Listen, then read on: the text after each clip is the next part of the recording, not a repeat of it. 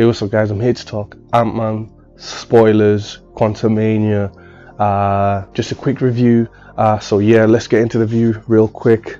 I'm going to talk about the good things about the movie, and then I'll talk about, the things that I didn't like and nitpicking. So I've seen like a few reviews, so I'm probably like in the minority. I actually enjoyed this movie. I thought this movie is like one of the better entries into the MCU. This is like the start of phase 5. It was a decent entry, I thought. You know what I mean? Like I did go in there with like low expectations. I wasn't really expecting it to be like groundbreaking or anything. I kind of saw this movie like an introduction to Kang, and which pretty much it was just like an introduction to Kang. So so the good things, there's plenty of Ant-Man in this movie. There's a lot of characters, like his daughter, so she doesn't take over the movie. Like Ant-Man doesn't get shortchanged in any department. She doesn't come in. She's not suddenly stronger than Ant-Man or more skilled. You know what I mean? Like she's not better than Ant-Man in any way. So it's like she's very inexperienced, and Ant-Man is still that guy. It's pretty funny. There was a few jokes that I laughed at, so I enjoyed the humor. There wasn't too cringy. It was pretty funny, especially some of the jokes with towards the end of the movie about MODOK being an Avenger and being Scott's brother, and like Scott was just looking at him like, you're an Avenger? But yeah, it's pretty funny. I felt like the characters got enough screen time. There was a lot of main characters, Hank Pym, Hope, and everyone got like decent amount of screen time. And also, yeah, the action was good, man. Like the fight scenes was good. The special effects were good. I thought the Quantum Realm looked great. Some people thought it looked crap, but I mean, it's the Quantum Realm. It's not going to look like anything you've ever seen before. It's not going to look like anything on Earth. So of course it's like CG. Of course it's going to look a bit CG, but like I thought the CG looked good. I didn't really have any complaints. Nothing really stood out like being particularly really bad CG or anything like that. All the CG looked good to me. And also yeah, the fight scenes were good. Ant-Man growing, shrinking, all that looked good. Yeah, so yeah, the visuals, the special effects, the Quantum Realm all look good to me. And of course Kang looks amazing. When Jonathan Majors comes on screen, he takes over. Like every scene he's in, he's taking over the whole scene. Like he's just got a presence and gravitas to his performance. Like you just focus on him a lot more. So that was a good performance from Jonathan Majors. As Kang, you just think like, wow, yeah, he's done a great job, great acting, and also his fight scenes were great. So Kang basically needs Ant-Man to go and retrieve the power core for his ship, which he travels with. He needs him to go get it, and when Ant-Man has to shrink down and go into his ship's power core, which is basically being, Janet made it like massive by throwing one of them PIM discs on it, so he has to go inside and basically like shrink it back down again. It's very dangerous, so that's why he's not doing it himself. That's why he needs Ant-Man. He's like, I need you to do this, and I'll kill your daughter if you don't do it, pretty much, and threatens him. And MODOK is of course back in this, and MODOK is in this movie, and turns out it's that guy, the Yellow Jacket from the previous Ant-Man movies. When he shrunk down, he didn't quite shrink properly when Ant-Man destroyed his regulator thing, so he kind of like maintained like a big head and his proportions was messed up. So that's his origin in this movie. It's different origin in comics, but nothing that bothered me too much. I will say though, his face was kind of messed up. Like every time he had his armor plate down, I was thinking that's MODOK right there. That's MODOK from the comics. Like, you know what I mean? It looks menacing. But every time he put his face plate up, it just looked like that guy's face, but it just looked wrong. It didn't look like a big face like mine. It took like they took the actor's face and then just stretched it. So every time I looked at MODOK, I was like, my eyes ain't working. My eyes just couldn't agree with it too much. It's just something felt off. You know what I mean? But yeah, he was pretty dangerous. He was pretty wiping out all the resistant fighters. He was pretty deadly. Like, it was pretty brutal just how he killed everyone. And then the resistance, they're just like resistance against Kang's forces. It's led by a strong female leader. I don't really know her name. She's not really like the most, I don't even know if she's like popular in the comics or not, but I've never heard of her. But she's like a strong female character leading the resistance, and I just thought it's funny, like, you know, females are always leading rebellions and resistances in these type of films, but I thought that was funny. But so towards the end, you know, Kang obviously like betrays Ant-Man and like doesn't stick to his agreement, and obviously he's trying to escape the quantum realm. Obviously Ant-Man and his team defeat Ant-Man. Ant-Man and his family defeat Kang. You know, they stop him from escaping the quantum realm by destroying like his travel quantum rings or something like that. So now now he goes to the end battle, and he's pretty much destroying all the enemy forces. But last minute, Hank Pym comes with these super intelligent advanced ants, which also, when he got shrunk down the first time to go in the quantum realm, they came with him. These are like super intelligent ants he was doing experiments on, so they just basically rescue, like, the resistance forces are losing, but once those ants come there, they basically like defeat Kang's armies because Hank Pym controls them, and Kang is overwhelmed by them, and then they take him down. They damage his armor, they don't kill him, they just, because with his armor on he's pretty much invincible, like no one can go toe to toe with him. He's just flicking them, like, you know, around. They're trying to fight him, and he's got even Giant Man can't hurt him really, because he grabs him at one point and starts trying to smash him, but he just blows him away with his energy manipulation, which is pretty comic accurate. You don't quite know what Kang's powers are, even in the comics. It's like, what can he do? It's like, he's got an advanced suit, pretty much we can do anything. At one point he kills that guy who shoots energy out of his face. He shoots him, and he just takes his own energy beam, redirects it at him, and kills him with it. Didn't much care for that character, but that was a pretty cool scene. Like, one-on-one, like it was he easily beat all those guys. So it's only when his suit got damaged by the ants, now he was trying to escape, and Ant-Man finally like stopped him, and he stayed behind in the quantum realm fighting. Ant-Man stayed behind in the quantum realm fighting Kang, trying to prevent him from escaping. And as he was about to escape, because Kang was just beating his ass, like, even without the technology in his suit, Kang was still like superior to him, like in fighting abilities.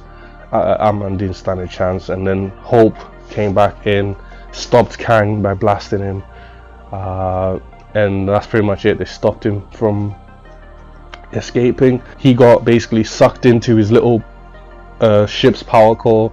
They pushed him onto it, and he kind of sucked him in, and he kind of just basically, like, it was implied that he's dead because he got sucked into it, and they escaped, and that was the end of the movie. So obviously now, let's talk about things I wish they could have done better, or things I didn't like. Of course, we talked about MODOK's head, CG on that. I didn't really like that. Yeah, and also there was a lot of implied danger with Kang. You know, they always implied, like, he's so dangerous, he's so lethal, he's destroyed entire timelines. It's even implied that he's killed like multiple Avenger teams in multiple different timelines, and you know, he's killed many Avengers, but it just almost like, it's almost like the heroes had kind of like protective plot armor, because at one point Kang is basically just wiping out all the enemy forces with his energy blast, right, which pretty much disintegrate anyone, right? But as soon as he shoots Ant-Man, Hope, or any of the heroes, right, the main characters, they just get sent flying back, and you know. But as far as I'm aware, like, the Ant-Man suit doesn't have any special protection besides maybe being bulletproof and a little bit of armor. It doesn't have, like, it's not disintegration proof, so there's no reason why it shouldn't be able to disintegrate Iron Man right there. You know, they didn't really explain that. It's just main hero, it's just main character armor basically. And Hope, the same thing. He couldn't disintegrate the beams. Like, if he's so lethal and just disintegrating entire groups of people, why didn't he just disintegrate them? That didn't make sense. Again, also, the ants kind of taking him down didn't make sense, because this guy has waged war, entire, like, you know, entire like timelines. They do a lot of telling of implied power.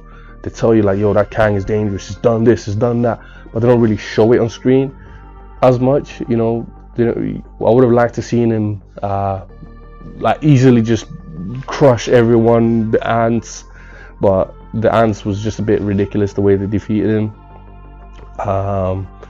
But yeah, those are like my nitpicks, and of course, like some of the CG characters look a bit silly, but didn't really offend me too much. You know, they might be a bit too cartoony for some people, but it's nothing that really offended me. It's not something I would like give the movie a bad rating about. It's almost like he was a victim of his own hubris. Instead of killing the heroes, he's just bragging, talking shit. Eventually they just defeated him, and I just thought like, those points where I thought he should win, considering how deadly they talk about him, like there's no way like Ant-Man and Hope should be able to beat him. Like if he's defeated Thor, Iron Man, Spider-Man, entire teams of Avengers multiple times, like this is meant to be like one of the most dangerous variants of Kang, right? He's been exiled to the quantum realm by all his other variants exiled him because he's a problem. He's meant to be that guy, like, you know, like one of the baddest versions of Kang, right? And the way they just dispatched him pretty easily, I think maybe some people might not like that. You know, I didn't really like that too much, but like I said, it's just an introduction to the character Kang. They want you to know who the next big bad of the next movies are. So yeah, that's just like my quick mini review. So let's talk after credit scenes as well. This is one of the few movies where I think if you're like a Marvel fan, you might want to stick for both credits, because normally in most of these Marvel movies they got two end credit scenes, the mid credit and the end credit, and usually just one of them will be like kind of setting up the next movie, and then the other one will be kind of like a joke. They'll be eating some burgers, or it'll just be some silly joke. But in this one, both of the end credit scenes are pretty pivotal to what's going to happen in the next movie. We got they showed all the other variants of Kang. I guess it's setting up the multiversal war. There's like three main variants which are like referenced in the comics from different timelines, and they just basically start saying, let's hold the Council of Kangs, and he called all the Kangs from all the multiverse, and they basically go out in a large stadium, and it's just full of Kangs, different variants from different time, and they all have different looks. Some look similar to each other. It seems like the main three, or maybe they're the most powerful, because the other Kangs are like kind of like cheering them on, like yeah, they're kind of like fanboying. They're like almost like fans cheering on, like, you know what I mean, the favorite team. So I suspect maybe those three will be more pivotal in the future. So it's just them Kangs coming together, and obviously in the future they might plot against the whole timeline kind of thing. They might work together. Who knows? And then the other credit scene was Loki and Morbius. I think it's Morbius from Loki series. It's setting up season 2 of Loki. They go in the time, like in the past, different timeline, like in the 1500s or 1700s, and there's a variant of Kang on stage, just dressed in regular human clothes, giving a speech, like a presentation about time. And Loki just implies like, that guy is so dangerous, and Mobius is like, who that guy? He looks very nice, he looks non-threatening.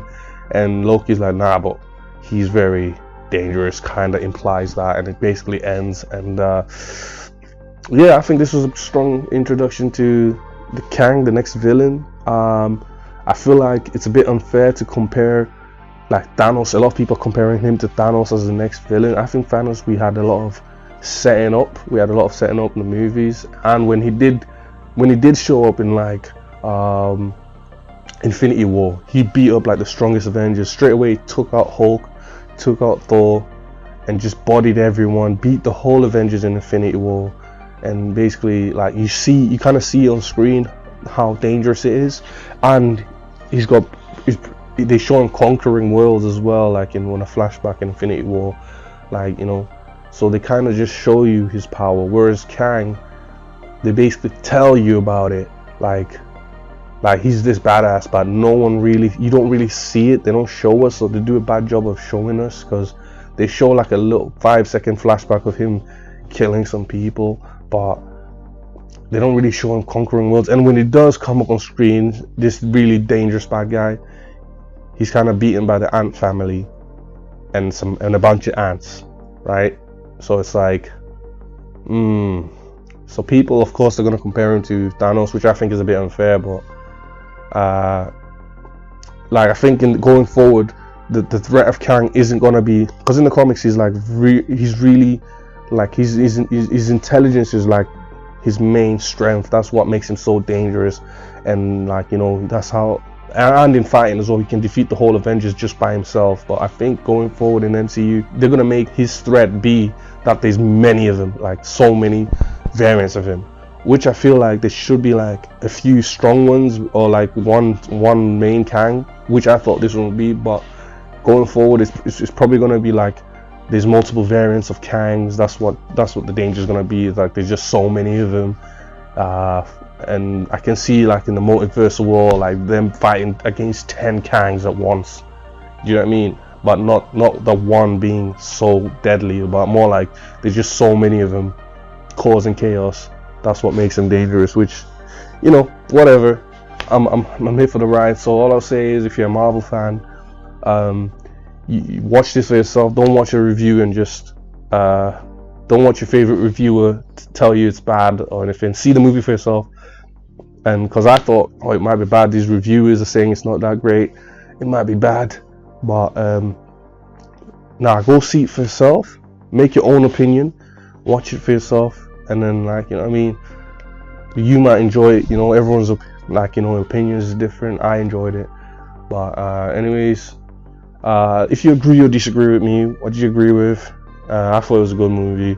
Like, I feel like they just need to keep getting better from this point. They can't make a movie worse than this. Like, you know, I enjoyed this more than Love and Thunder and Wakanda Forever. So I think they just need to keep getting better, keep the politics and all that woke stuff out of it, just keep making these movies, and also make them more comic book accurate, or follow the source material a little bit more. Because if they decide to do their own thing, yeah, there might be a disconnect with the fans. So obviously, if you disagree, I don't hate you, whatever. You disagree, that's your opinion, but I thought it was a good movie. If you think it was trash, or you have any disagreement, you agree with me, disagree with me, let me know in the comments what you guys thought. See you next video.